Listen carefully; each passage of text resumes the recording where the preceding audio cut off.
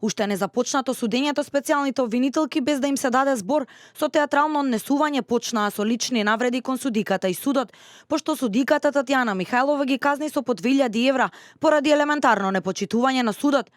И покрај паричните казни, Јанева и Фетаи продолжија со арогантното однесување. Одговорија дека народот ќе плател и плаќањето ќе биде со државниот буџет, односно со пари на граѓаните.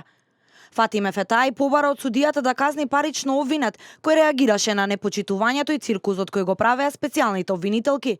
На ова судиката реагираше дека Фетаи не го познава законот и прописите и дека обвинет не може да биде казнет, пошто најде на реакции од присутните во судницата кои гласно го коментираа правното незнаење на Фетаи.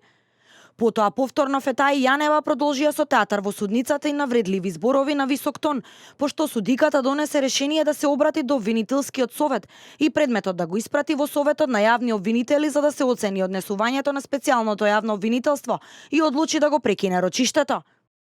Денеска дојдов во суд, но се што видов личеше многу повеќе на театар. Но да не дужам многу, мојот адвокат е тука и ќе објасни попрецизно за што станува збор. Немам друго објаснување, освен дека е однапред спремено сценарij да се изврши флагрантен притисок на судијата, флагрантен притисок на водењето на постапката, зачудувачки приговори, резултатот е повеќе кратно казнување. Колку и судија да е трпелив, не навлегувам во тоа кој судија бил, јас мислам дека поинакво постапување не постои, едноставно законот не предвидува, се толерира агресивно, без правна основа на било која од странките кон судот. Така да не знам што е целта, мислев дека специјалното јавно обвинителство сака да ги води постапките, денеска ја обструираше постапката, го блокираше процесот со приговори кои што немаат право. Специјалните обвинителки тргуваа и за наредниот датум кога да се одржи судењето. Фатиме Фетаи на понудениот термин во март за одржување на следното рочиште арогантно посочи дека не може да присуствува бидејќи била на стоматолог.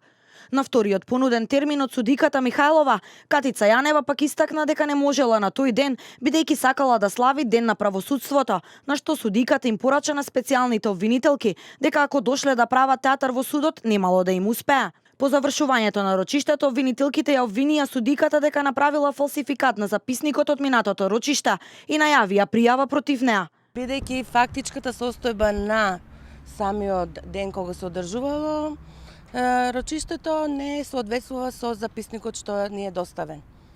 А ние, согласно законот, имаме право на видеоснимка и аудио, таа не ни е доставена, така да. Во записникот е наведена сосема обратна ситуација, дека јас сум се произнала во присуство на јавноста, одбраната на обвинетиот и дека јавноста била исклучена единствено во делот кога се слушале аудиоснимките, што не е воопшто точно. Во случајот за насилните протести пред општина Центар од 2013 година, обвинети се 14 лица. Судењето е одложено за 10 март.